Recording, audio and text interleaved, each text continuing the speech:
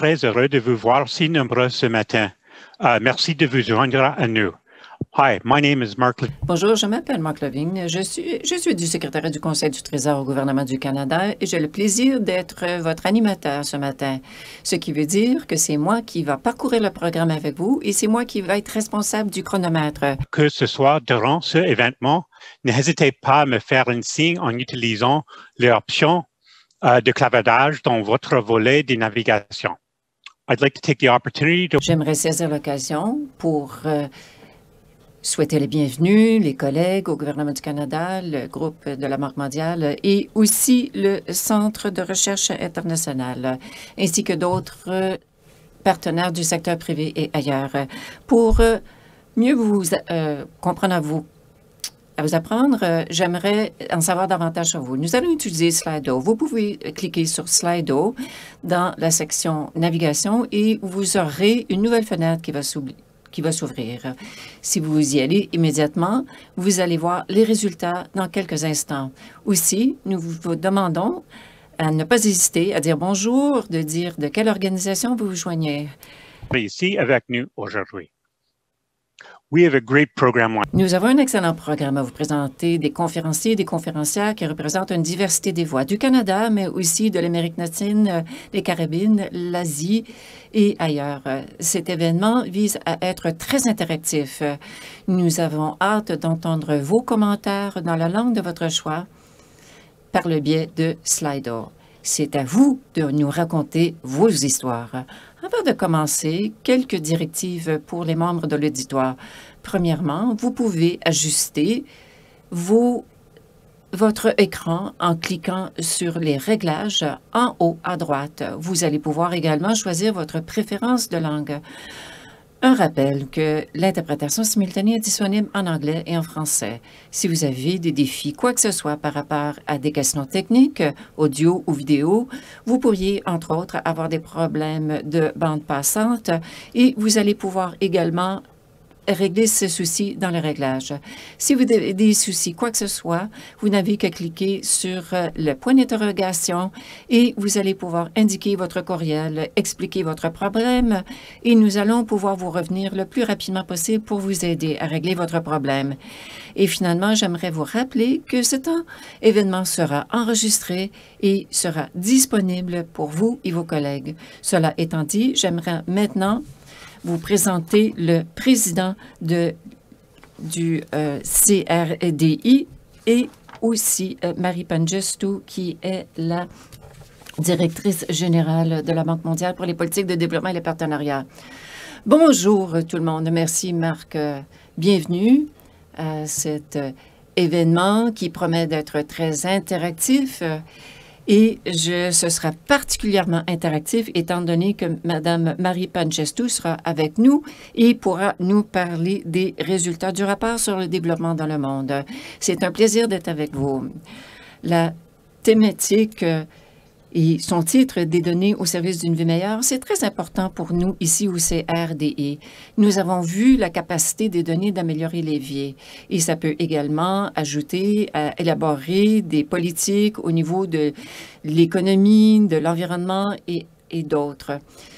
Le fait d'avoir des bonnes données, ça veut dire que les services ont été conçus pour répondre aux besoins des gens et aussi les gens peuvent avoir accès à ces services. Des données fiables nous permettent également de suivre les progrès et d'apporter des corrections et pouvoir également nous permettre d'être davantage innovateurs. Nous ne pouvons obtenir ou c'est-à-dire réaliser notre objectif de développement durable sans en tenir compte. Nous voulons pouvoir également donner plus de pouvoir aux décideurs d'améliorer des vies des gens partout dans le monde. Nous devons également protéger contre des situations préjudiciables lorsque les données sont mauvaises, ne sont pas bien utilisées, lorsque les gens ne sont pas visibles dans les données ou encore lorsque la confidentialité n'est pas respectée. La pandémie de la COVID-19 a souligné l'importance de données fiables en temps opportun pour appuyer la prise de décision. Au cours de la dernière année, le CRDI a exploré comment on peut utiliser les données pour avancer les ODD dans l'égalité des genres, l'éducation, le climat et aussi le système alimentaire. Il nous reste 10 ans pour réaliser nos ODD. Cependant, la pandémie et les effets du changement climatique ont aggravé la situation. Le CRDI, eh bien, notre réponse à ce contexte mondial est articulée dans notre stratégie que nous venons de lancer. Nous établissons notre vision pour un monde plus durable et inclusif. On met l'accent également sur l'importance des données comme un facteur important pour le développement durable. Et Marie, passons du côté interactif. Je vous pose la question. Alors, vous avez choisi les données pour votre rapport sur le développement mondial cette année. Pourquoi est-ce que c'était si important de vous pencher sur les données? Bonjour, Jean, et bonjour à tout le monde. Pourquoi est-ce que les données ont été choisies pour notre thématique cette année? Laissez-moi vous donner une idée. Lorsqu'il y a eu un cyclone en Inde en 2013, presque 1 million de personnes ont été évacuées. La perte de vie, bien que tragique, a été limitée à 38 personnes. Cependant, 14 ans avant, une tempête a créé beaucoup plus de décès. Qu'est-ce qui a fait la différence? Les données. L'autorité de gestion des tragédies avait investi dans des mesures de réponse. Donc, les données nous permettent d'obtenir des progrès. Les gouvernements l'utilisaient pour protéger les gens et aussi pour offrir une meilleure prestation de services. Personnellement, lorsque j'étais au gouvernement, j'ai toujours cru que les données devaient faire partie des décisions fondées sur des preuves.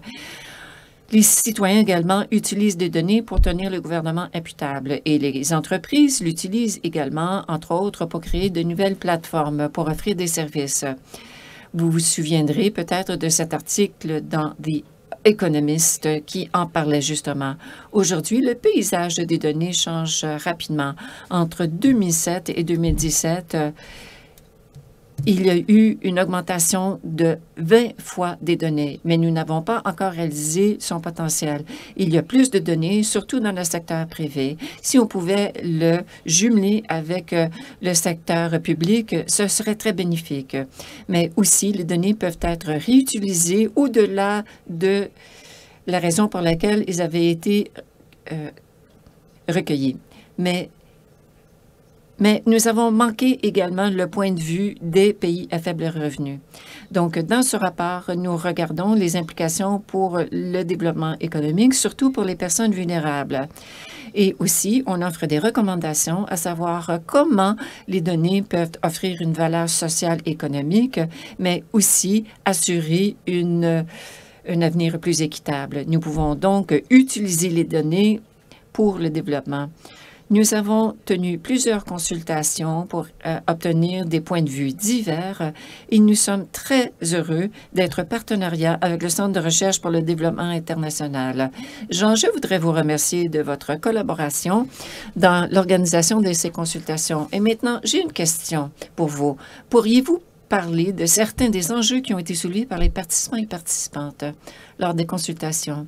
Monsieur Lebel est en sourdine. Donc, c'est moi aujourd'hui qui porte le maillot. Aujourd'hui, vous êtes en sourdine. J'en suis désolée.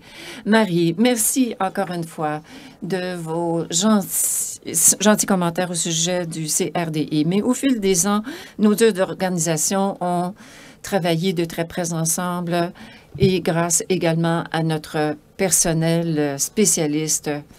Et nous avons également des collègues qui ont travaillé sur ce dossier. Comme vous l'avez mentionné, nous avons eu des consultations en Amérique latine, en Afrique et ailleurs.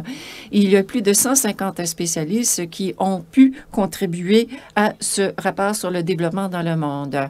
Mais au-delà des consultations, nous allons continuer à mettre en œuvre les recommandations. Et il y a plusieurs enjeux clés qui qui sont spécifiques aux pays à faible revenu et à revenu intermédiaire. Nous avons entendu que les inégalités et les données représentent un enjeu important. Il y a des enjeux par rapport à comment les données sont collectées et utilisées et qu'il y a des différences entre les pays riches et les pays pauvres. Également, dans les systèmes de données mondiales, il y a des impacts par rapport aux objectifs de développement durable. Aussi, il y a beaucoup de difficultés pour les pays qui ont énormément de pauvreté et des systèmes de gouvernance faibles. Ce sont des enjeux importants que nous devons surmonter pour pouvoir accomplir un progrès mondial. Et Marie, qu'en pensez-vous de ces enjeux? Merci. Merci de me demander, de vous parler. Il y a une abondance de données, nous sommes d'accord, mais il y a plusieurs pays à faible revenu qui ont des lacunes au niveau des données, des systèmes et des infrastructures. Selon les indicateurs les plus récents, plus de la moitié des pays à faible revenu n'ont pas entrepris un recensement de leur population au cours de la décennie. Il n'y en a que 9 qui ont des statistiques pour pouvoir contribuer à la prise de décision. Des bureaux de statistiques dans des pays à faible revenu et revenu intermédiaire nous ont dit que leur besoin pour faire face à la pandémie, c'est d'avoir une infrastructure de données. La pandémie nous fait comprendre l'importance des données pour créer des économies résilientes. Et dans plusieurs pays, on a pu réutiliser les données de téléphones cellulaires. Mais il y a eu quand même des problèmes par rapport à la protection des données et à leur mauvaise utilisation. Plus on utilise les données, il y a plus de risques de mauvaise utilisation, que ce soit la cybercriminalité ou la surveillance motivée par des intérêts commerciaux. Tout cela peut avoir des répercussions. C'est important de se pencher sur ces questions et de créer un environnement qui crée davantage de confiance. Nous avons besoin donc de plus de collaboration internationale afin que l'on puisse harmoniser les normes et les politiques. Et nous apprécions énormément la collaboration du CRDI et le Canada pour faire progresser ce programme. Ce sera très important alors que nous naviguons cet environnement de politique très incertain. Et Jean, selon vous, quelles sont les occasions que vous voyez pour établir de la collaboration? Ici, Jean, merci. La collaboration, c'est vraiment fondamental. Il n'y a aucun gouvernement, entreprise ou autre organisation qui peut mettre en œuvre ces recommandations tout seul. Ce que l'on demande, c'est une grande collaboration. Et premièrement, il faudrait qu'il y ait un réseau et des partenariats. On n'a pas à toujours réinventer. Par exemple, la Banque mondiale et Affaires mondiales Canada et le CRDI collaborent depuis 2015 pour faire en sorte que les données soient plus ouvertes dans chaque pays et dans chaque secteur. Nous devons continuer à bâtir sur ces exemples. Nous voulons favoriser davantage de collaboration et nous sommes en train de vérifier également quels sont nos investissements afin de pouvoir guider nos activités futures. Et si je peux me permettre, Marie, comment ça va à la Banque mondiale pour ce qui est de l'intégration de ce travail dans votre propre cadre de données? Merci de cette question. Nous prévoyons intégrer le travail sur les données en s'assurer que les données ont ce potentiel de transformer la vie des gens. Nous avons donc besoin de nouveaux contrats sociaux pour les données. De cette façon, nous allons pouvoir obtenir le plus de valeur des données tout en assurant qu'il y a une représentation juste et protégeant également contre une mauvaise utilisation. Les pays doivent avoir des infrastructures qui permettent à tous les utilisateurs de régler des problèmes sociaux et économiques. Dans ce rapport, nous avons ciblé des investissements critiques au niveau du secteur privé et du secteur public. Et aussi, on souligne des endroits ou des projets internationaux où il pourrait y avoir de la collaboration transfrontalière. Et nous appuyons les pays dans ces domaines. Tout cela exigera énormément de financement. Donc, en plus des engagements par rapport aux données, nous sommes également en train d'établir un nouvel établissement de partage des données. Mais à l'échelle mondiale, nous allons devoir avoir davantage de collaboration internationale pour pouvoir amplifier la voix des gens et des pays pauvres. Sinon, nous ferons face à un monde où il y a davantage d'inégalités. Merci, Marie. Aujourd'hui, nous tentons de cibler des façons où on peut livrer ce programme ambitieux que vous avez articulé dans le rapport sur le développement dans le monde. Votre point de vue sera essentiel pour nous guider dans notre approche collective. Marie, c'est un plaisir de partager cette discussion virtuelle avec vous. J'aimerais remercier également les responsables du rapport sur le développement dans le monde de 2021 et l'équipe qui en est responsable. S'il y a un document que vous devriez lire aujourd'hui, demain ou cette année, c'est au moins l'abrégé du rapport sur le développement dans le monde. C'est écrit de façon très simple, avec des graphiques incroyables, et ça fait un monde de différence. Et les données sont fondamentales pour le développement de ce monde. J'aimerais remercier à tous et à toutes de votre collaboration. Et maintenant, j'aimerais vous présenter, et merci Marie d'avoir partagé le podium avec moi. Et maintenant, j'aimerais vous présenter à notre conférencier plutôt, invité. Il s'agit du secrétaire parlementaire à la ministre du Développement international. Monsieur Sidou, votre présence démontre l'importance qu'accorde le gouvernement du Canada aux données et aussi l'engagement du gouvernement à cette question. C'est un grand plaisir de vous accueillir au nom de tous et toutes ici, mais aussi à titre de président du CRDI. C'est toujours un plaisir de partager un podium avec vous. Merci de votre temps et merci encore. Le micro est à vous. Merci, Jean, de cette gentille présentation. C'est un grand plaisir pour moi d'être ici avec le Centre de recherche pour le développement international et la Banque mondiale. Vous êtes des partenaires clés pour permettre au Canada de réaliser l'objectif de développement durable et de mettre en œuvre l'approche politique du gouvernement. Félicitations pour votre rapport 2021 des données au service d'une vie meilleure. Ce qui nous fait comprendre qu'on peut exploiter la puissance des données. Nous savons que nous ne pouvons pas améliorer ce que l'on ne peut pas évaluer. Des bonnes données peuvent renforcer les politiques et guider le changement. Comme nous l'avons vu avec la pandémie, lorsque les gens ont accès à des données en temps opportun, nous pouvons régler des problèmes complexes et en trouvant des solutions qui sont durables et justes. Dans ce rapport, la Banque mondiale nous explique comment les données peuvent faire la promotion et protéger les droits de la personne. On vise également à porter une attention particulière sur la confidentialité et à s'assurer que les données sont utilisées de façon acceptable, de bonne façon. Le Canada reconnaît que l'accès à l'information pour le bien commun contribue à la confiance dans les institutions, une gouvernance plus imputable, mais aussi une meilleure prestation des services. Mon collègue, la ministre Murray, a été une militante et j'aimerais la féliciter, elle et son équipe, au secrétariat du Conseil du Trésor. Je sais qu'ils ont travaillé d'arrache-pied avec la Banque mondiale dans la préparation de ce rapport. Les données ouvertes et désagrégées permettent à des citoyens, notamment des femmes et d'autres citoyens. Enfer mondial Canada est très heureux d'appuyer certains programmes du CRDI et aide le gouvernement et la société civile à avoir accès aux données, améliorer l'imputabilité, la transparence, l'innovation et offrir des prestations de services au niveau mondial.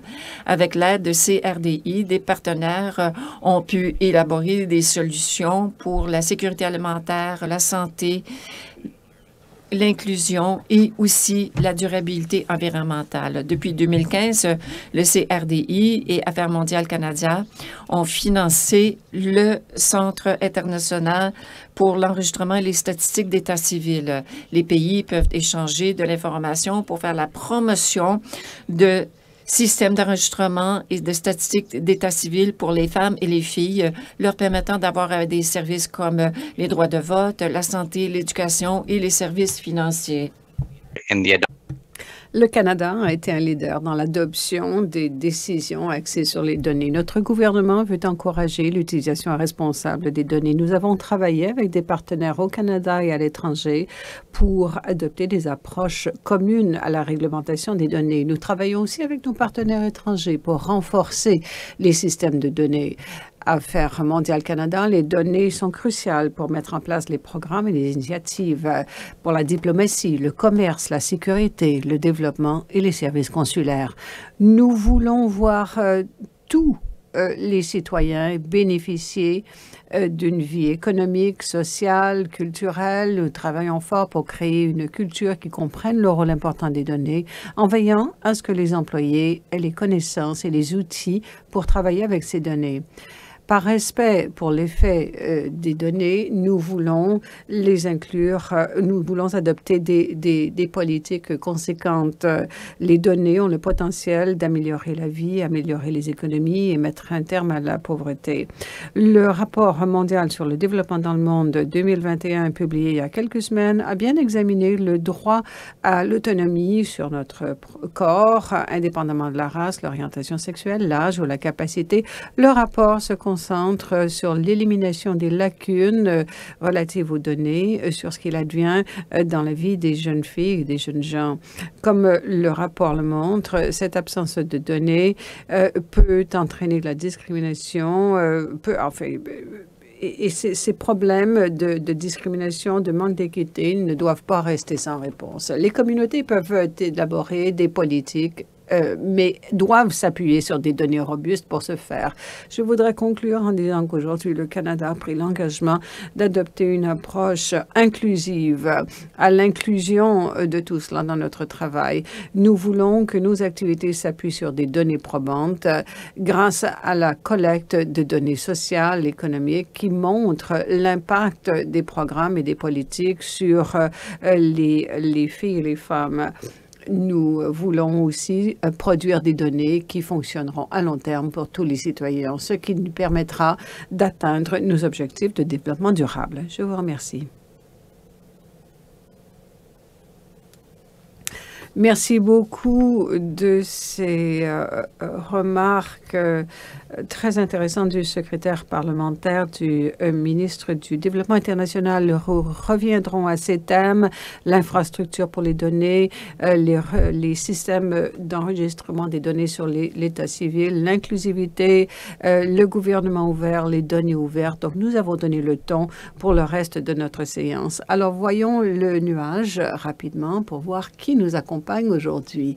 Alors, nous accueillons des gens d'un bout à l'autre du pays, je le constate, et ailleurs dans le monde également. C'est formidable. Merci de cette note humaine à nous donner le numérique aujourd'hui. Banque mondiale pour une présentation des conclusions principales du rapport sur le développement dans le monde.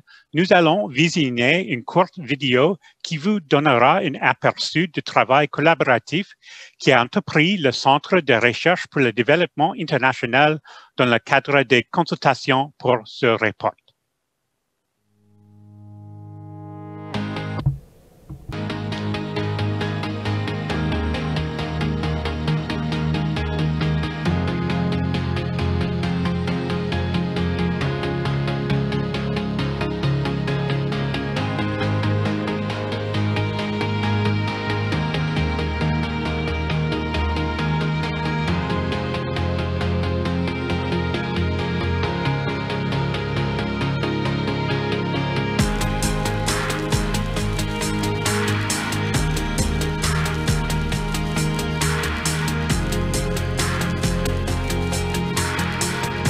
We have invisible populations that in policy don't end up appearing, and consequently, if they're not there, they're not seen to. Women, rural women, female head of households, smallholder farmers, adolescent girls. There are a whole lot of people groups, and I'm talking about them, but at the same time, think about the broader minorities and vulnerable groups in our society. How do we actually recognize the role of different sources of data, whether it is data from indigenous knowledge systems, whether it's data from grassroots organizations, and how that becomes part and parcel of when we talk about data from this kind of international global level. So it's something we really need to think about: who produces data, who controls data, who has access to it, but what does the data actually speak to?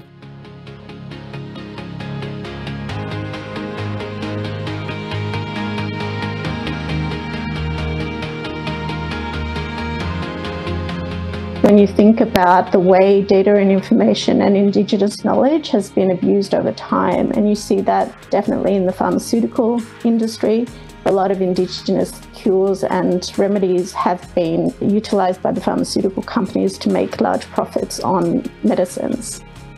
And I think that that's something that needs to be addressed in terms of provenance, because otherwise it could be scaled to an extent in algorithms to basically obliterate cultures.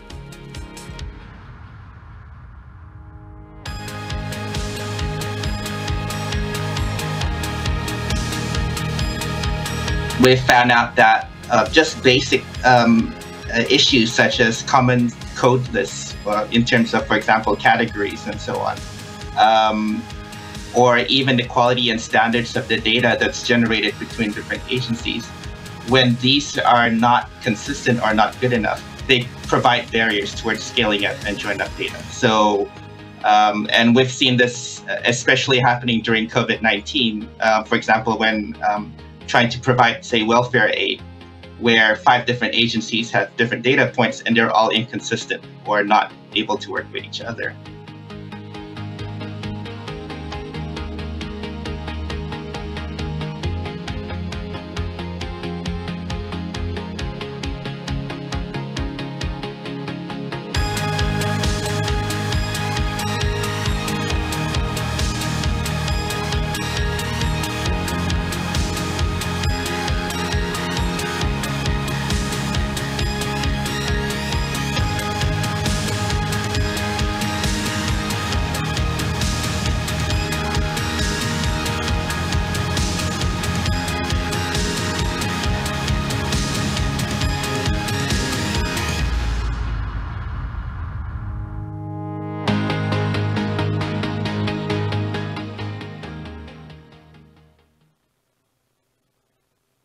Thanks. That was...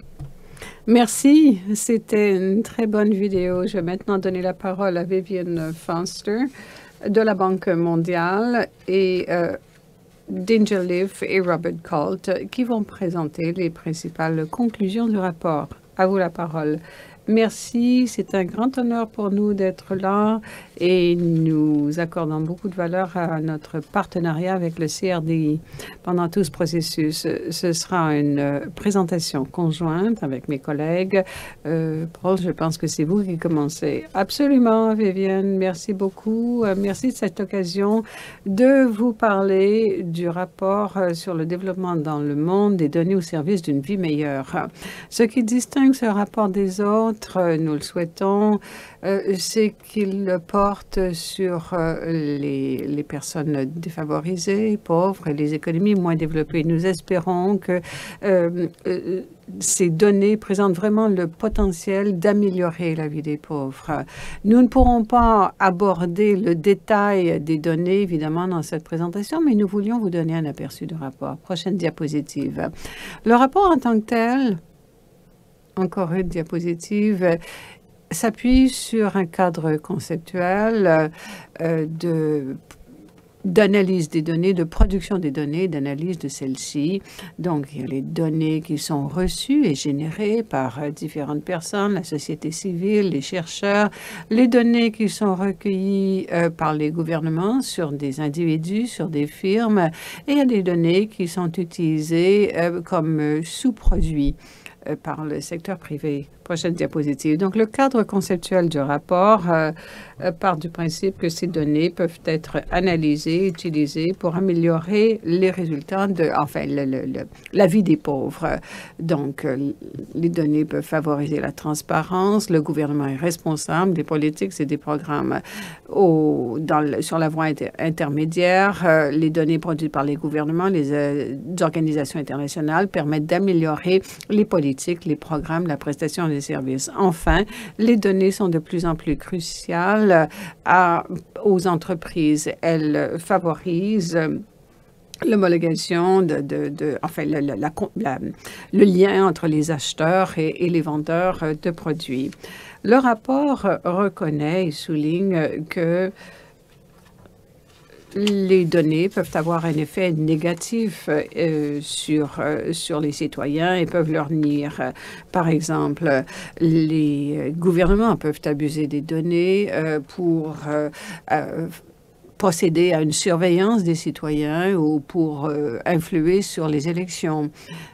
Les individus et les groupes peuvent être prêté le flanc à des cybercrimes. Et dans le secteur privé, les entreprises peuvent abuser des données, des approches et utiliser des approches algorithmiques qui mènent à une discrimination des prix. Plus généralement, les données mènent à une concentration des marchés qui font qu'il est difficile pour les firmes et les entreprises, les économies défavorisées de soutenir la concurrence des autres. Une autre particularité de notre cadre conceptuel est la réutilisabilité.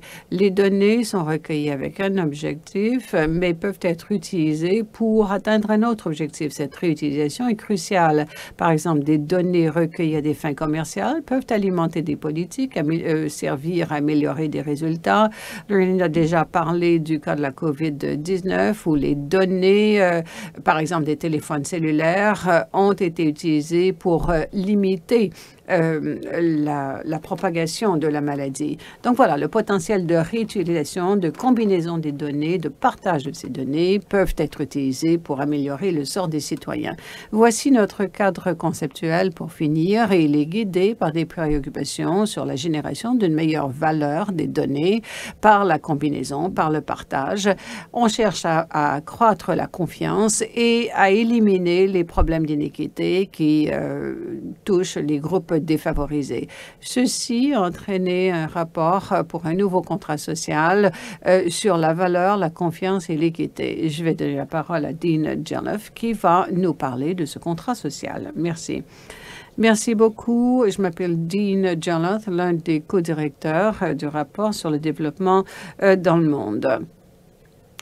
Alors, l'idée derrière ce que nous vous présentons, c'est que les données soient utilisées, réutilisées, que plus de gens y aient accès, que les gens partagent leurs données. Mais pourquoi le feraient-ils? Qu'ont-ils à gagner? Et est-ce qu'ils peuvent avoir la confiance que leurs données ne seront pas exploitées, mal utilisées? Donc, tout cela mène au besoin d'un dialogue social. C'est un processus où nous accepterions les règles, les droits régissant les données. Ce contrat social n'est pas nouveau. L'idée d'un contrat social n'est pas nouvelle. Elle sous-tend des systèmes depuis des siècles. Il faut simplement un contrat pour nous adapter à ce nouveau monde où les données sont prédominantes dans nos vies. Prochaine diapositive. Et donc, ces contrats sociaux varieront d'un pays à l'autre en fonction des valeurs sociales, des décisions, mais dans le rapport, nous avons dit que tous les contrats sociaux devront s'appuyer sur la confiance, l'équité et la valeur. Les citoyens, les gouvernements, les entreprises doivent avoir confiance qu'elles ne subiront pas de préjudice en partageant leurs données.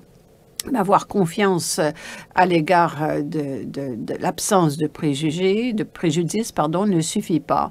Il faut que les gens savent qu'ils ont quelque chose à gagner en partageant les données et que la valeur générée se répercutera sur tous. Une distinction est que nous appliquons la lentille de la pauvreté à tous nos enjeux. Nous faisons donc particulièrement attention aux répercussions sur les pauvres. Les données sont particulièrement pertinentes pour les pauvres qui sont moins reflétés, qui participent moins à l'économie des données. Les préoccupations quant à la confiance sont majeures dans les pays pauvres parce que l'accès aux données est typiquement plus faible. Le contrat social donne les règles, les mécanismes de conformité sur le partage des données, leur utilisation, leur réutilisation, mais ce cadre doit pouvoir s'appuyer sur un système de données qui garantit la sécurité, mais qui fait la promotion active aux données.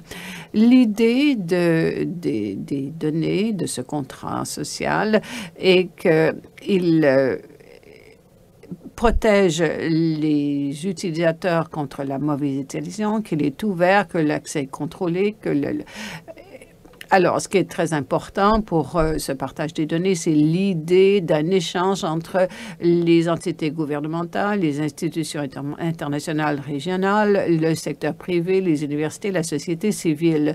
Nous montrons comment les politiques, les institutions, les politiques, les règlements sont la pierre angulaire, mais tout cela s'appuie sur des éléments de base. Par exemple, le capital humain, la demande en données. Il faut des humains pour gérer les données. Il faut des gens pour alimenter les institutions. Il faut des humains pour contrôler les stratégies sur les données, les politiques, les règlements. Tous doivent comprendre les potentiels d'une utilisation positive et négative des données. Il faut donc investir dans le capital humain à tous les niveaux et bien comprendre le rôle que jouent les données dans notre vie. Nous offrons cette vision d'un système intégré de gestion des données comme une aspiration. Il est clair que la plupart des pays sont très loin de cette vision idéale. Il est important de fournir aux pays une description claire de ce qu'ils devraient viser alors qu'ils prennent des mesures pour améliorer leurs données. Je vais donner la parole à Vivian Foster qui va parler d'une approche multisectorielle et pan-gouvernementale. Merci beaucoup, Dean. Comme nous le verrons, le rapport sur le développement dans le monde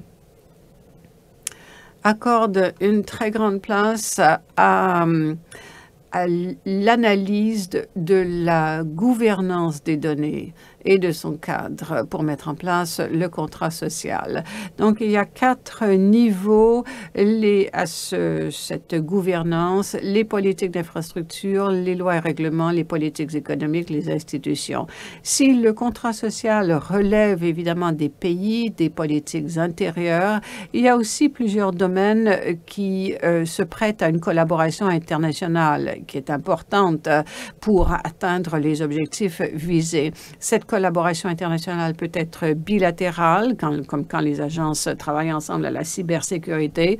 Elle peut être régionale, alors que les pays d'une région font front commun pour mettre au point une infrastructure, ou elle peut en fait être multilatérale et mondiale, alors que le monde entier négocie de nouveaux traités par rapport à des règles fiscales internationales ou des accords de libre-échange.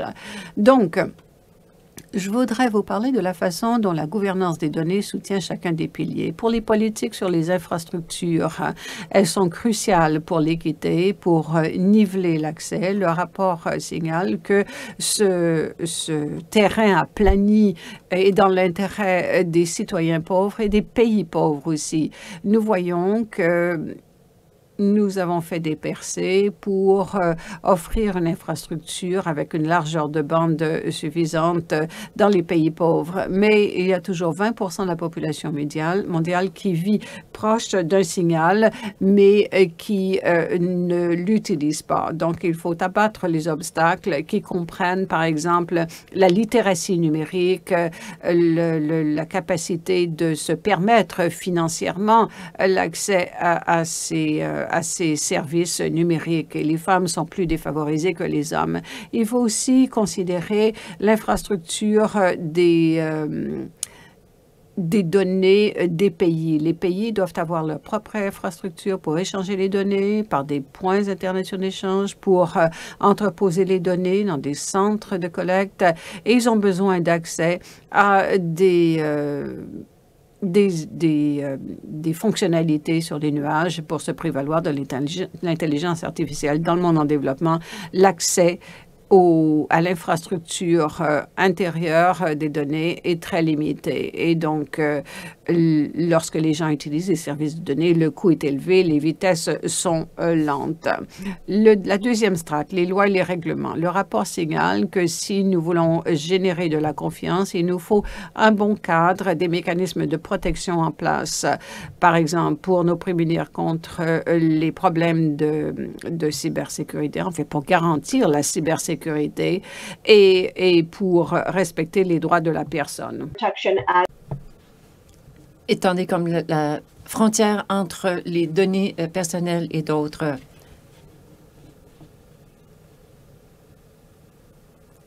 Mais il y a également des pratiques dont on doit tenir compte. Aussi, en plus des droits et des règlements, ça permet à certaines personnes d'utiliser des données pour qu'elles circulent librement au sein de l'économie. Il y a beaucoup d'informations par rapport aux données dans le secteur public et il y a plusieurs pays qui ont des données ouvertes et l'accès à l'information. Mais ce n'est pas toujours significatif en raison d'un manque de classification, d'un problème également par rapport à l'ouverture ou encore avoir des normes techniques qui sont faciles à utiliser. En plus, il y a très peu de pays qui ont le cadre juridique nécessaire pour permettre aux données privées d'être utilisées. Et maintenant, le troisième niveau de gouvernance des données. C'est très important également du côté de l'équité. Tel que mon collègue l'a déjà mentionné, le phénomène de concentration du marché est très robuste dans des entreprises axées sur les données. Il y a environ 6 compagnies entreprises qui représentent un pourcentage très élevé des données.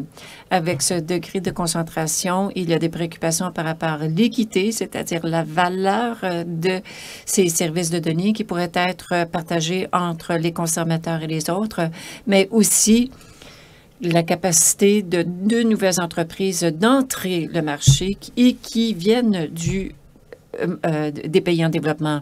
Au niveau de la question fiscale également, c'est une préoccupation parce que plusieurs pays ont de la difficulté à aller chercher la taxe à valeur ajoutée associée aux services de données, mais aussi les règlements par rapport aux données et à l'imposition sont encore en discussion. Donc, c'est encore difficile pour certains pays de relever ces impôts. Et finalement, il y a la question de confiance. C'est très important pour la collaboration transfrontalière. Et dans le rapport, on dit qu'il n'y a qu'un pays sur 4 qui ont des arrangements acceptables pour la collaboration transfrontalière. Et finalement, mais non le moindre, les institutions sont également importantes pour la confiance parce qu'ils permettent à mettre en œuvre et à appliquer le cadre réglementaire. Dans le rapport, on indique qu'il n'y a pas un plan unique, mais qu'on doit adopter certaines organisations, comme les organisations de relevé de statistiques, ainsi que d'autres responsables de la cybersécurité et la protection. Mais aussi, on tient compte également d'autres questions. Nous aimerions vous laisser avec ces quelques points saillants du rapport sur le développement dans le monde, mais on se réjouit de continuer à collaborer avec le Canada pour mettre en œuvre ce programme important de développement. Merci infiniment. Merci, Viviane, Dean et Robert, pour cette excellente présentation. Et maintenant, j'aimerais vous présenter Nasser Faroufi, le directeur d'éducation et des sciences pour le CRDI, et il sera notre animateur pour la session interactive. Mais avant de lui céder le micro, j'aimerais vous rappeler que cet événement a été enregistré et vous recevrez le lien plus tard. Les questions qui ont été posées sont envoyées à tous les membres de l'auditoire, pas seulement aux conférenciers et conférencières. Donc, je vous invite à utiliser Slido pour nous envoyer vos réponses. À vous, chers collègues. Merci Marc, et bonjour tout le monde. Et merci également à nos collègues de la Banque mondiale. Vous avez fait un travail remarquable de présenter ce rapport de façon très rigoureuse. Collègues et participants et participantes à la Banque mondiale, on a parlé à quel point que ce rapport en appelle à un nouveau contrat social pour les données, ce qui permettra l'utilisation des données pour créer une valeur économique et sociale, favoriser également des occasions, mais aussi favoriser la confiance des citoyens et des citoyens afin qu'ils ne soient pas lésés par la mauvaise utilisation. Nous allons maintenant avoir une session interactive. Et, cher public, nous aimerions que vous participiez également à cette discussion. Au fur et à mesure que je pose des questions aux conférenciers et conférencières, je vous invite à utiliser Slido pour offrir vos commentaires. Participer dans la langue de votre choix. Vos commentaires et suggestions en français sont la bienvenue. Alors maintenant, j'aimerais vous présenter les membres de notre panel.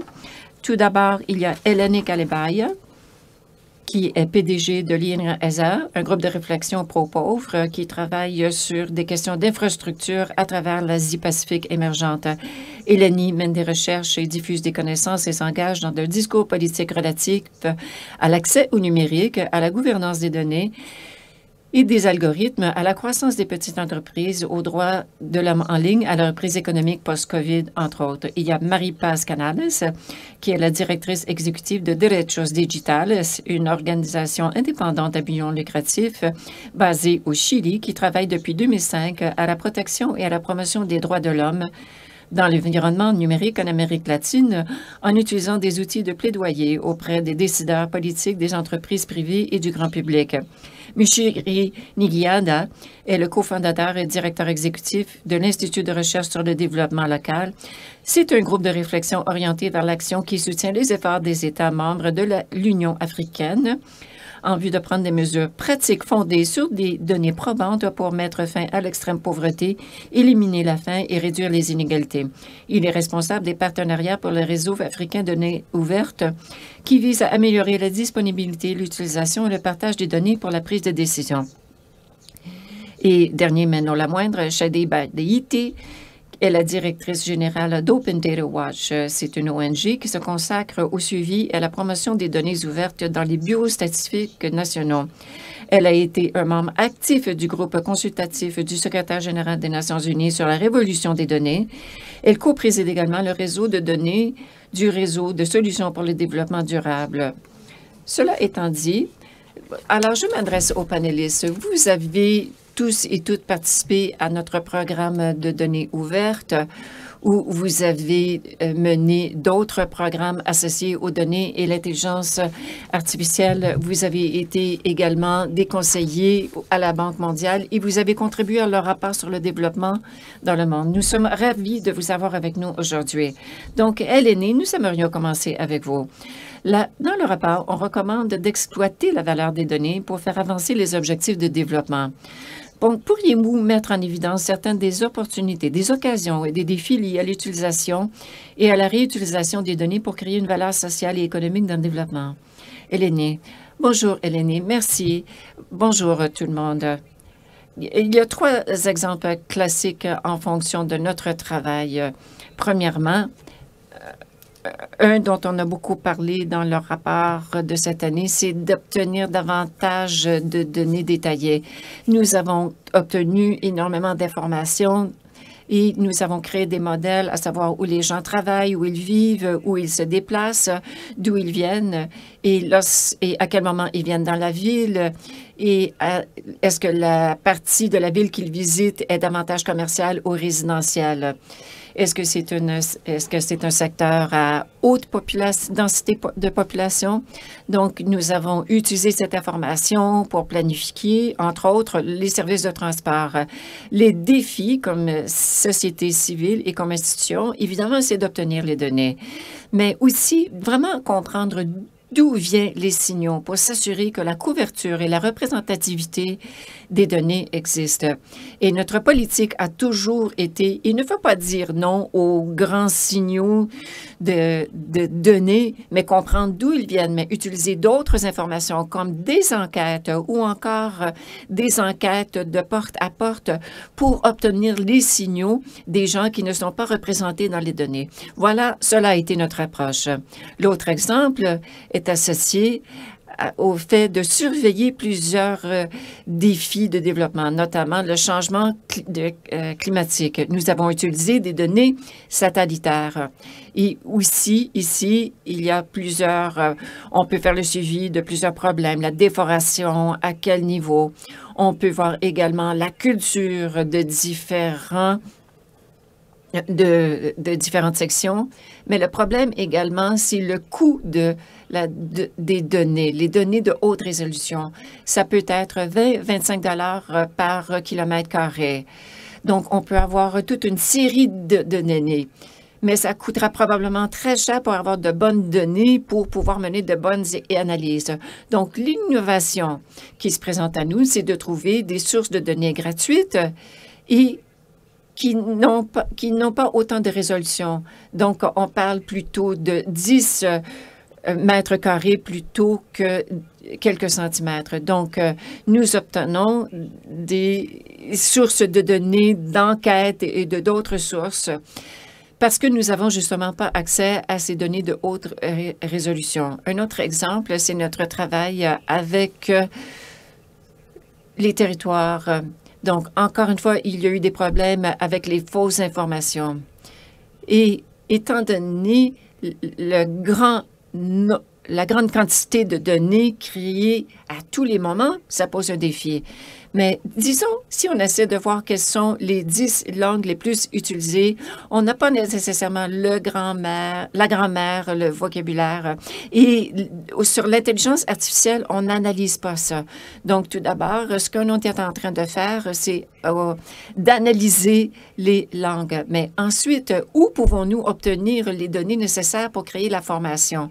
Il s'avère que Facebook nous a donné accès à des centaines de milliers de billets, mais lorsqu'on a fait notre recherche, on ne pouvait pas publier cette information.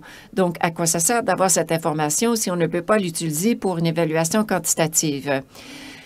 Mais nous avons constaté que les modèles que nous utilisions dans un endroit fonctionnaient avec des grandes mesures de données.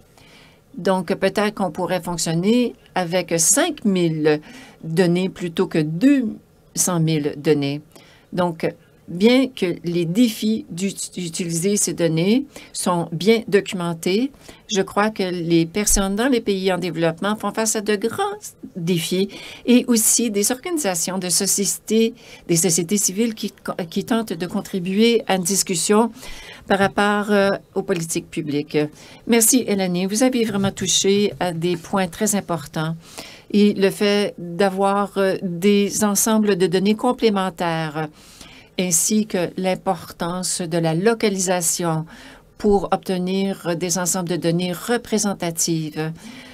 Je voulais vous mentionner que nous avons un projet avec la Fondation Google. Nous sommes en train de bâtir des ensembles de données représentatives et on veut s'assurer que ces informations soient disponibles ouvertement et librement afin que d'autres puissent utiliser ces données.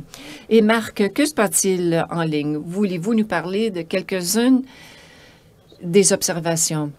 Oui, il y a quelques commentaires jusqu'ici. On encourage les gens à utiliser Slido.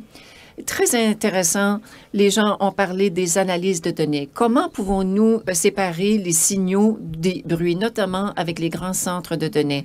Et comment pouvons-nous apporter cette expertise d'analyse? Les collègues, il nous reste quelques instants pour cette partie de cette session. Donc, si vous voulez lever votre main, ma chérie ou Maria, si vous voulez lever la main, dites-moi là si vous désirez intervenir. Ou n'importe qui des autres panélistes. Sinon, je vais poursuivre et nous pourrons y revenir parce que nous avons un peu de temps pour des derniers commentaires à la fin de la session. Et maintenant, j'ai La deuxième dimension très importante par rapport au contrat social, c'est le fait d'en faire la promotion. Nous savons, par exemple, qu'avec la pandémie de la COVID-19, n'a pas été asexuée, on n'a pas fait abstraction du genre, elle a affecté différemment les hommes et les femmes et a exacerbé les inégalités entre les sexes. Au Canada, par exemple, l'emploi des femmes a connu une baisse de 7 contre 4 pour les hommes, selon Statistique Canada. Et ce qui témoigne des premiers effets disproportionnés de la récession de la COVID-19. Nous le savons parce que nous avons recueilli des données à ce sujet au Canada. Donc, ma chérie, j'ai une question pour vous. Comment les pays peuvent-ils exploiter les données pour favoriser les avancées vers l'égalité des sexes plutôt que d'exacerber les inégalités entre les sexes? Et en quoi cela peut-il être particulièrement important dans un monde pandémique? Ma chérie, à vous la parole. Merci, Nassar. Très heureux d'être avec vous. Je pourrais commencer avec dans les années 2000. C'était clair qu'à ce moment-là, que la technologie mobile, mais aussi la grande bande passante était utile pour l'analyse économique et ça créait des occasions également pour l'éducation, entre autres. Et il y avait des préoccupations par rapport à la sécurité nationale et le fait aussi qu'il y avait davantage de fraude dans l'utilisation des technologies mobiles. Le gouvernement a créé éventuellement le gouvernement a été impliqué par rapport à l'utilisation des cartes SIM. Mais au cours des années, il y avait beaucoup de jeunes et surtout les jeunes hommes se sont retrouvés à l'extérieur du système. Ils ne pouvaient pas avoir accès à des cartes SIM et à la bande passante mobile. Donc ensuite, il y a toute la question de l'identité légale. C'est associé à l'accès aux occasions, c'est-à-dire d'avoir un téléphone pour avoir accès à du contenu, d'apprendre et de grandir. Donc ça, c'est tout relié à toute la question d'enregistrement d'état civil. Et c'est un enjeu qui interpelle la Banque mondiale depuis longtemps. Nous savons que pour augmenter la couverture, il faut s'assurer que les données sont utilisables de la façon qu'on voudrait qu'ils soient utilisés. Dans notre région, les données sont peu utilisables. Mais il y a aussi toute la question du gouvernement en ligne. Alors, ça devient très clé pour déterminer où sont les écarts, comment répondre dans des cas d'urgence, notamment comme la pandémie que nous vivons présentement. Donc, lorsqu'il y a des perturbations et que les données n'existent pas, et par conséquent, les prestataires de services et le gouvernement ne savent pas qui a été laissé pour compte, eh bien, il y a des gens qui ont été affectés de façon disproportionnée. Donc, augmenter la couverture, ça augmente les points de contact. Et on veut s'assurer que les données nous arrivent à la bonne vitesse, à la bonne qualité, au bon moment, afin que les gens puissent prendre les décisions justes. Et donc, comment pouvons-nous tirer parti de cette situation? Premièrement, faisons les investissements. Les pays doivent faire les investissements, doivent augmenter la couverture des infrastructures. Mais lorsque cette couverture a été étendue, nous avons un nouveau défi et une nouvelle occasion, qui est une occasion ratée dans plusieurs pays. Et c'est une utilisation abusive des données. Donc, par exemple, dans le secteur de la santé, il y a plusieurs hôpitaux qui sont importants et la technologie est très importante pour ces établissements. Par exemple, dans les hôpitaux, on a constaté qu'il y a eu un financement que par un partenaire et qu'on ne suit qu'une maladie ou qu'il y avait un système différent pour les laboratoires et les pharmacies. Et à ces endroits, j'ai vu dans certains endroits des hôpitaux qui ont, au sein de leur propre département, qu'il n'y avait qu'un programme financé par par un organisme, mais pas d'autres départements. Les données ne peuvent pas communiquer entre elles et donc, présentement, ces données ne sont pas accessibles durant la pandémie. Une des choses qui est arrivée, c'est que les hôpitaux se faisaient demander en amont de fournir de l'information. Qui a été hospitalisé? Quels sont les problèmes? Quels sont les médicaments essentiels? Quelle est votre capacité? Et certains des gestionnaires d'établissements doivent prendre toute cette information, ces données, afin qu'ils puissent répondre rapidement.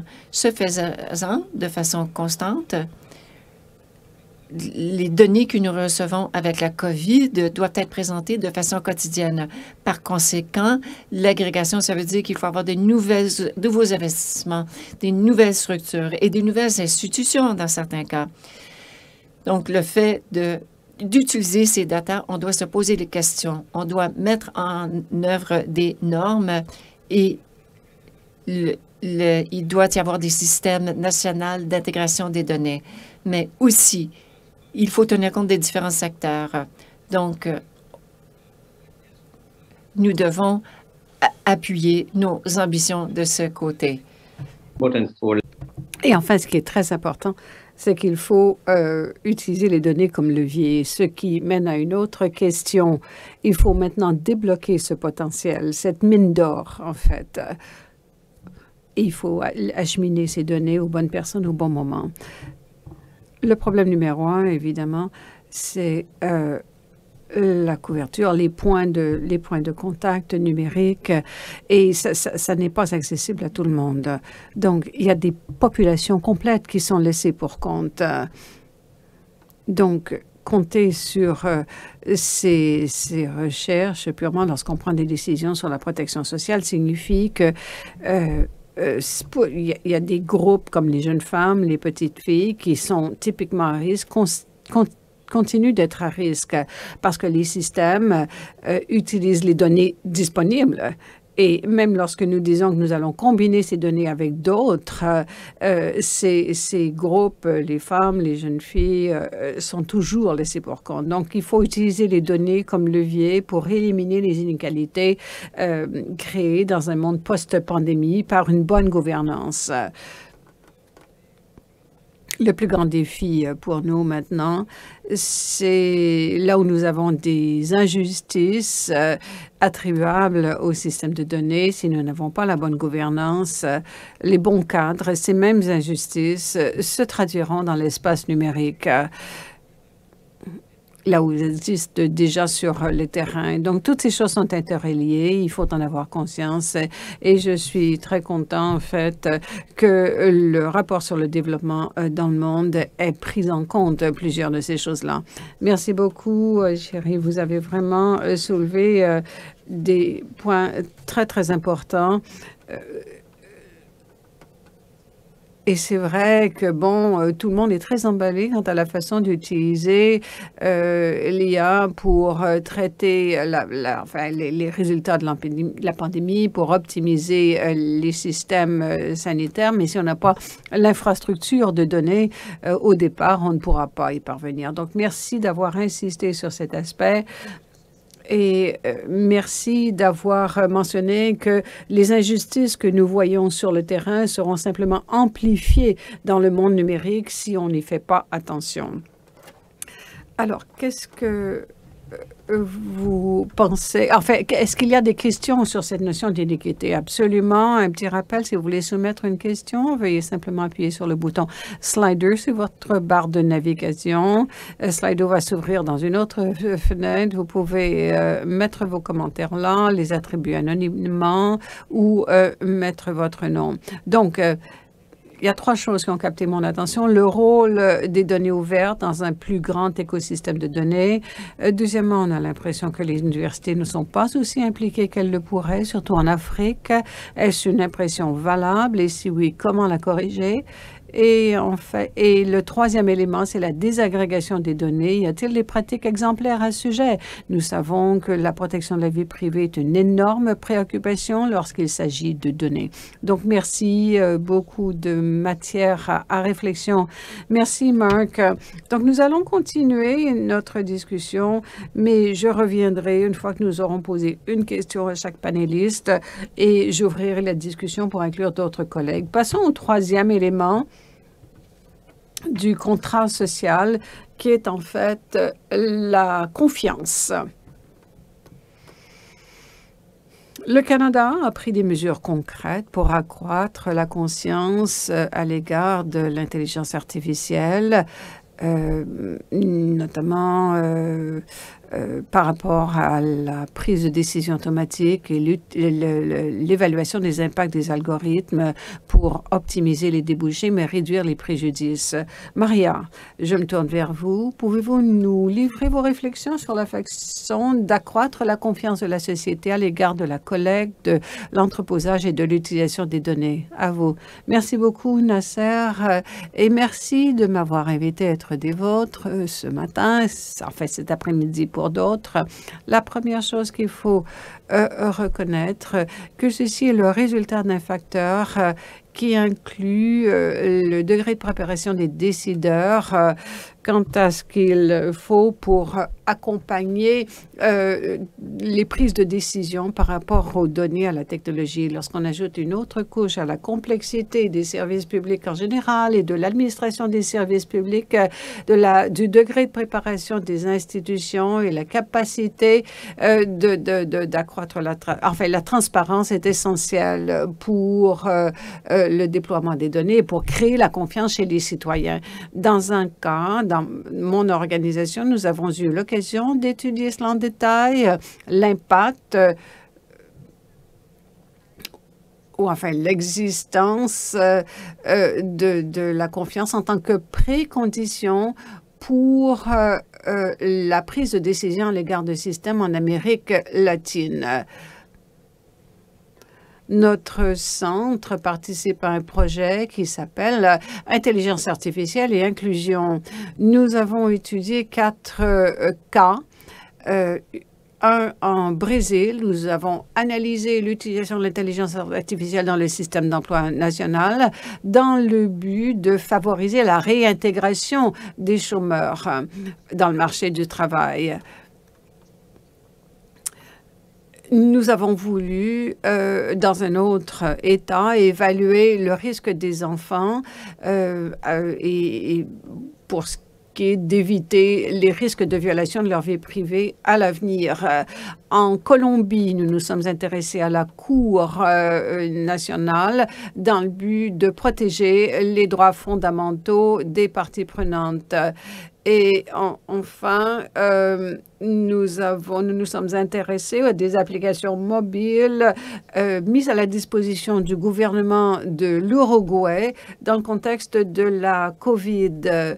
Donc, on parlait de la disponibilité des données, de la disponibilité de la connexion, de la littératie numérique pour accéder à ces technologies et pouvoir capter toute la population, qu'on ne laisse personne pour compte, surtout les groupes vulnérables. Dans le cadre des conclusions de toutes ces recherches, nous en sommes arrivés à la conclusion que pour créer la confiance, les solutions passent par un bon diagnostic et donc, l'outil de l'évaluation des impacts est essentiel. Nous avons identifié que la référence quant au guide, la directive élaborée par le gouvernement canadien a eu une influence positive dans la région latino-américaine et les gouvernements peuvent considérer cet élément dans leur propre politique.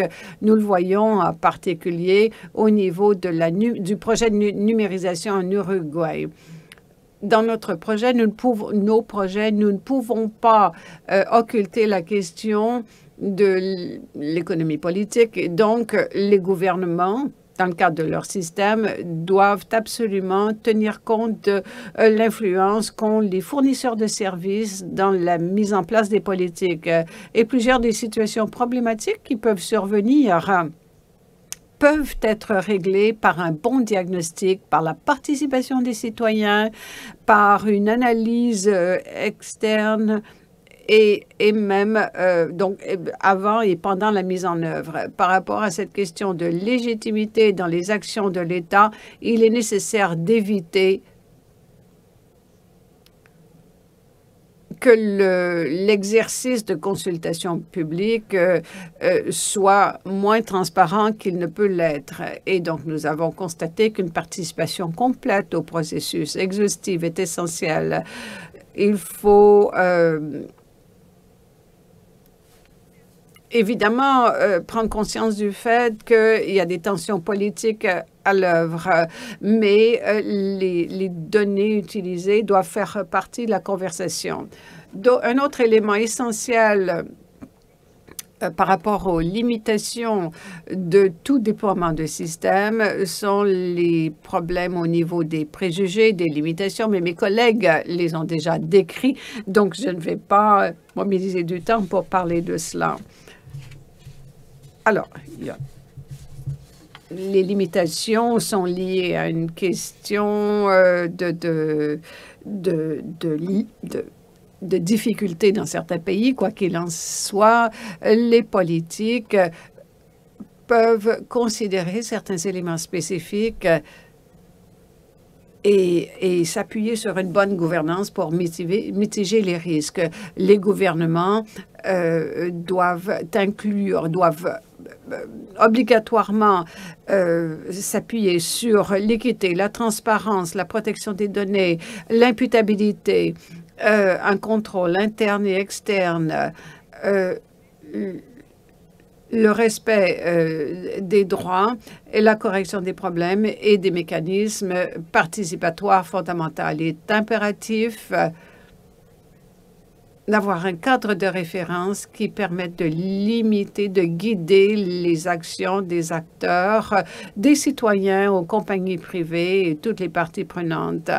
Pour qu'un système de décision automatique soit dans l'intérêt du bien commun, et c'est ce que nous recherchons tous, il faut éviter de violer les valeurs humaines fondamentales. Et donc, le cadre des valeurs humaines, à notre sens, offre la meilleure garantie. Merci beaucoup. Merci beaucoup, Maria. Je suis un ingénieur environnemental. Dans le passé, je procédais à des évaluations d'impact environnemental où les populations venaient commenter sur les projets de développement et influaient sur ces projets pour réduire les préjudices.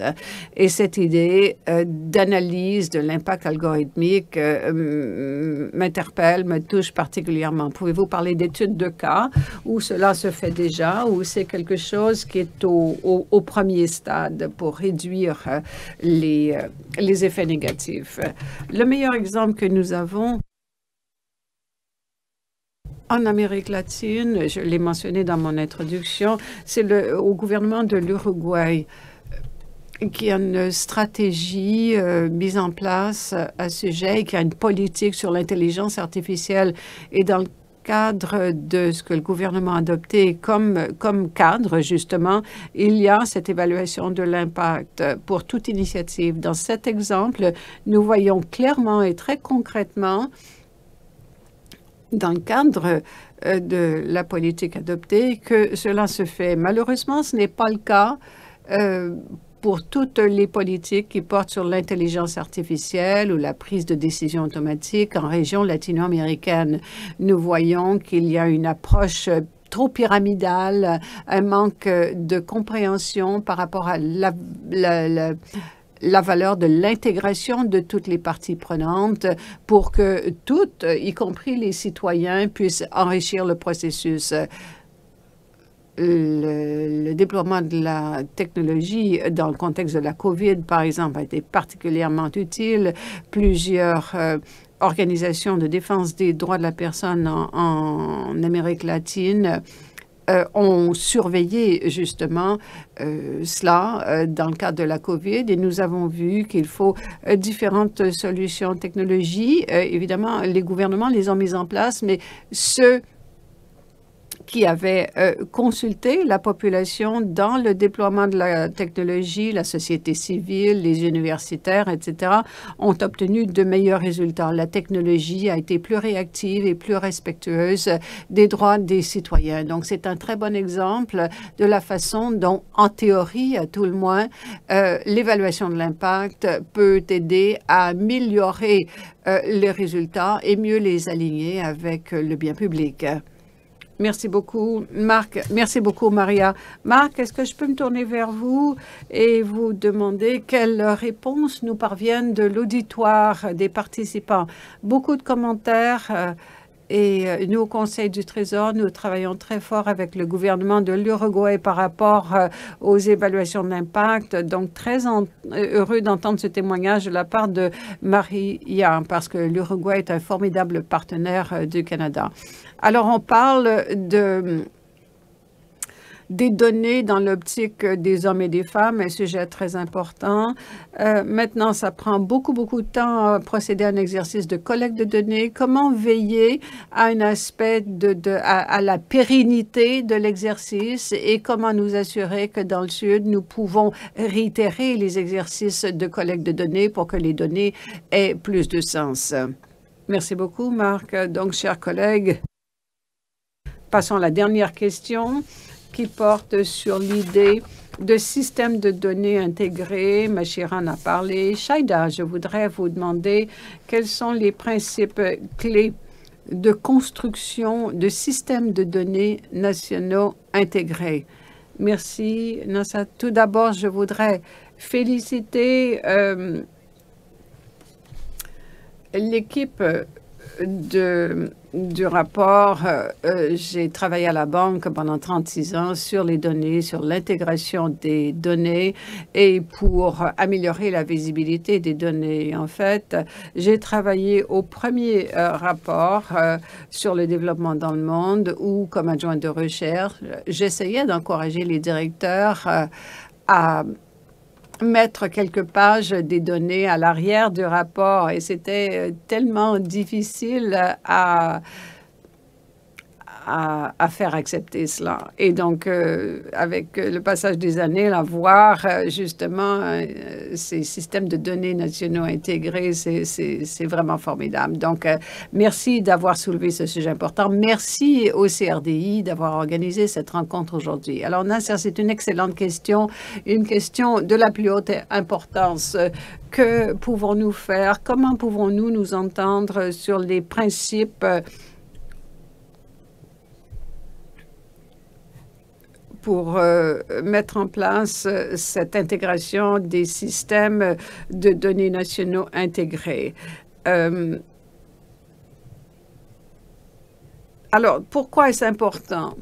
Nous voyons tous que les systèmes de données peuvent en fait prendre une mauvaise orientation, peuvent être élaborés par étapes parce que les patrons veulent des résultats rapides, parce que le ministère de l'Éducation veut faire comme il l'entend et le ministre de la Santé ou de l'Agriculture a d'autres priorités et l'évaluation et le contrôle ont un autre rôle. Et donc, il est important que toutes ces parties s'unissent, s'harmonisent, collaborent par rapport aux données. L'intégration est donc très importante. Et ce travail pour mettre en place les systèmes doit s'appuyer sur des normes partagées, mais surtout, il est important de partager les gains, les bons résultats, notamment l'accroissement de la confiance, comme d'autres l'ont dit, et d'accroître, et avec une utilisation accrue, avec une confiance accrue, je dis toujours que le cercle vicieux se transforme en cercle vertueux. Et donc, il est très, très important pour nous de comprendre l'importance de tout cela, du pourquoi. Maintenant, le comment. Comment pouvons-nous établir cela? Alors, il y a 5 principes, très rapidement, qu'il est important de prendre en compte. Le premier est le principe voulant que le système intégré de données nationales ou systèmes nationaux de données devrait être un objectif pour tous les pays, quelle que soit leur capacité, et pas uniquement les pays plus avancés ou plus développés. Il peut être adapté pour les pays qui ont de moins grandes capacités ou qui sont en crise, et les pays peuvent s'inspirer les uns des autres. Mon premier principe est de ne laisser pour compte aucun système de données national intégré. Les pays parfois se disent « Ah, ça c'est pour mon voisin, pas pour moi ». Non, cela devrait s'appliquer à tous les pays. Le deuxième principe est qu'il faut être exhaustif dans l'optique des systèmes de données nationaux intégrés. Nous avons fait beaucoup de réformes, de changements pendant ma longue carrière de développement des données, mais je pense que là, il faut une approche pan-canadienne au-delà des systèmes de données. Le rapport le mentionne. Mais il faut également se concentrer sur les secteurs, sur les domaines prioritaires qui ont été oubliés, qui ont été laissés pour compte. On l'a mentionné, les systèmes de renseignement sur les données d'état civil, par exemple, qui ont un peu été laissés pour compte, mais remis à l'ordre du jour grâce au CRDI. Il y a aussi les données sur les hommes et les femmes, qui est un des thèmes oubliés, je pense. Donc, le deuxième principe consiste à compter les oubliés. Et c'est très important de le garder à l'esprit. Le troisième principe est...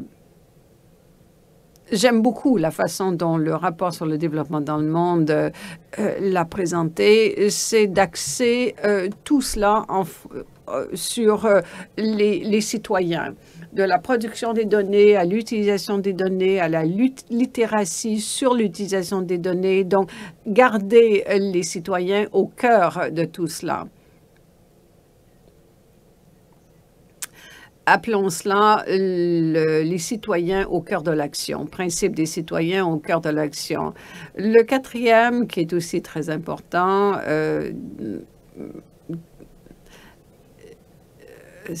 et je pense que c'est de se concentrer sur la transparence et les résultats. Il faut pouvoir mesurer les résultats, l'efficacité du travail effectué pour réaliser un système de données national intégré. Et le CRDI, la Banque mondiale ont à cet égard des indicateurs. Il y a plusieurs autres mesures, comme celui de mon groupe, l'inventaire sur les données ouvertes. Il y a différentes façons de mesurer le succès de ces systèmes de données intégrés. Et j'appelle cela le principe de l'ouverture et de la transparence. Et en fait, dernier principe, c'est le dernier, je promets, nous avons tous dit qu'il fallait créer des partenariats par rapport à la compréhension des SDNI, de leur mise en œuvre, mais il faut de l'assistance technique. Mon dernier principe, c'est tout le monde à l'œuvre, tout le monde au travail, tous ensemble au travail pour que nous fassions avancer cette merveilleuse vision pour ce que le rapport appelle des données au service d'une vie meilleure. Donc, merci beaucoup. Je serai très heureuse à répondre d'autres questions. Merci, Shaida. Nous avons un petit peu de retard. Et donc, je vais vous demander maintenant ce qui se passe en ligne.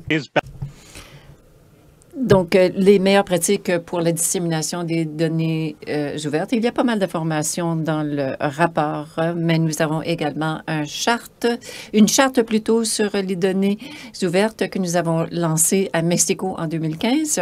Aussi, une question au sujet des normes dans un monde multilingue. Donc, y a-t-il des meilleures pratiques pour confronter ce défi? Merci, Marc.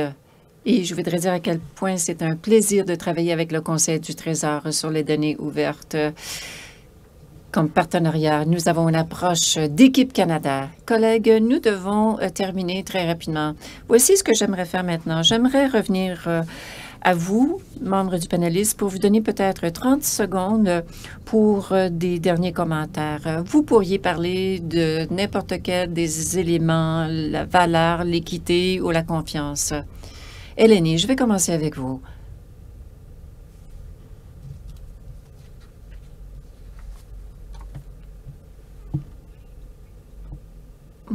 Moi, j'interprète tout ce qui se passe ici, c'est que le gouvernement doit absolument avoir la capacité, pas seulement pour faire la science des données, pour savoir ce qu'ils ne peuvent pas faire.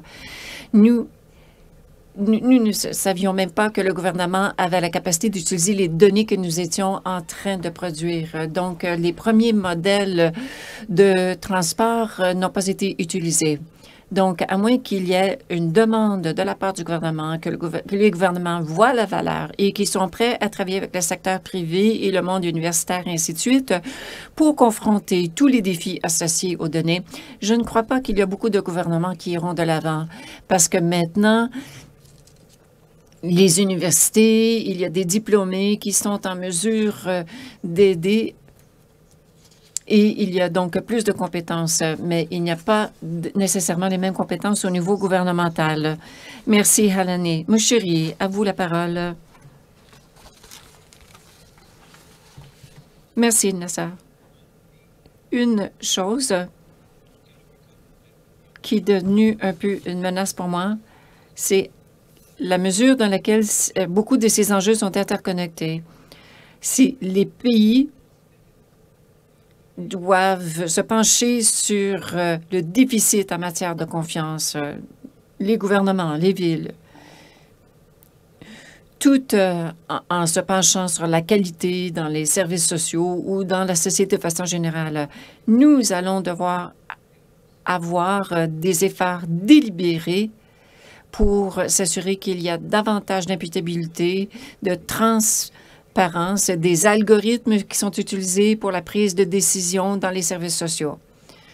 Et nous avons donc besoin davantage de transparence par rapport aux données. Je sais que ces données sont là, mais quelle a été la collecte de données? Comment sont gérées ces données? Et je juge que nous avons encore beaucoup de travail de ce côté, mais nous devons d'abord nous pencher sur les questions d'imputabilité par rapport aux données, notamment du côté des finances publiques, entre autres. Maria, merci. Merci. Il y a tellement de questions, mais je pense que de mon côté, ce que je retiens, c'était l'interconnexion entre les valeurs dont vous avez parlé, dont on a parlé également dans le rapport, toute la notion de ce contrat social, donc la valeur de la proposition et que c'est une valeur pour tout le monde. Le système également qui crée cette confiance, c'est vraiment essentiel. Et je reviens à ce qu'a dit Elani, une approche multidisciplinaire par rapport aux personnes qui sont responsables des différentes politiques et d'avoir un point de vue différent de comment confronter toute cette question au plan socio-économique, mais aussi l'exercice des droits. Mais il y a aussi, il faut tenir compte des gouvernements, les mécanismes de participation, mais aussi toute la dimension politique, telle que j'en ai parlé plus tôt, la valeur. Il ne faut pas le tenir pour acquis. Nous devons la prouver, nous devons la démontrer par un travail de collaboration entre le gouvernement, le secteur privé et d'autres organisations. Et je pense que le fait de surligner ces différents aspects, c'est ce que je célèbre justement dans le rapport qui a été déposé. Merci beaucoup, Maria.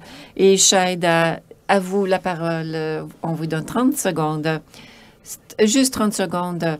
Alors, une des choses dont on n'a pas abordé, et c'est très important au niveau de la mise en œuvre de la vision de ce rapport sur le développement dans le monde, on doit se concentrer sur l'investissement et le financement pour le développement des données. Nous devons surveiller les investissements et on voit qu'on ne va pas dans la bonne direction. Et on ne sera même pas en mesure de réaliser le programme de 2030.